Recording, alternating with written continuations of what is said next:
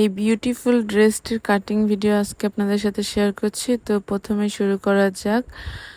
তো hello everyone, আসসালামু আলাইকুম। কেমন আছেন সবাই? আশা করছি ভালো আছেন। আমি আলহামদুলিল্লাহ ভালো আছি।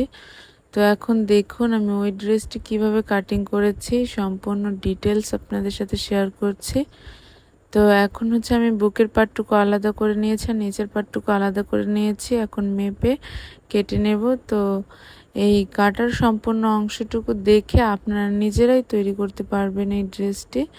এই নিচের পার্টটুকু আমি হচ্ছে হালকা কুচি করে করব, এর জন্য কেটে নিয়েছি।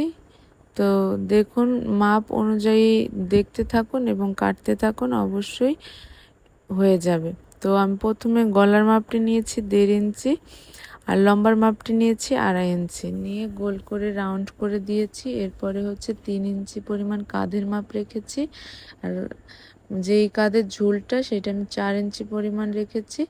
আর এখানে বডি যেহেতু 1 বছরের বাচ্চার জন্য করছি, এর জন্য আমি 7 রেখেছি, রেখে রাউন্ড করে কেটে দিয়েছি। এইটা হচ্ছে হাতার পাশের অংশ। তো হাতার পাশের অংশ কাটার পরে আমি হচ্ছে নিচের রাউন্ডটা কেটে নিয়েছি। এখন হচ্ছে বাকি যেটা আছে, আমার গলা করাটা বাকি আছে। তো আমি গলার অংশটুকু কেটে নিচ্ছি। কাটার পরে হচ্ছে এই গলার অংশটুকুর এই কাপড়টুকু দিয়ে আমি পিছনে আর কোনো মাপ নিইনি, ওইটা একটু ছোট করে কেটে নিয়েছি। কাটার পরে বাচ্চাদের যেহেতু একটু পরাতে অসুবিধা হয়, এর জন্য আমি একটু বাটন করার জন্য একটু কেটে নিয়েছি।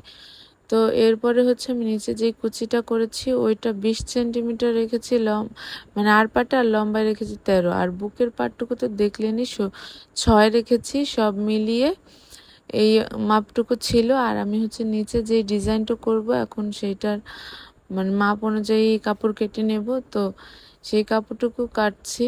এইটা হচ্ছে 2 পাটে, যেহেতু আমি 20 সেন্টিমিটার রাখা হয়েছে, তো 2 পাশে হচ্ছে 40 সেন্টিমিটার, তাহলে আমার ডাবল পার্ট করে কাটতে হবে 2 পাশের জন্য। তো আমি 2 পাশের জন্য ডাবল পার্ট করে কেটে নিচ্ছি।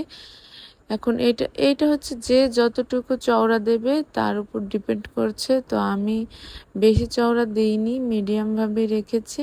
তো আপনারা চাইলে এই মাপেও রাখতে পারেন। এখানে প্রায় 2 ইঞ্চি পরিমাণ আছে। তো এরপরে আমি 1 ইঞ্চি আলাদা করে একটা দাগ দিয়ে নিচ্ছি, কারণ এখানে যে ডিজাইনটি করব ওই ডিজাইনটি সমানভাবে আর্ট না করলে সুন্দর হবে না। তো দেখলেন অবশ্যই কীভাবে আমি গোল করে নিয়েছি।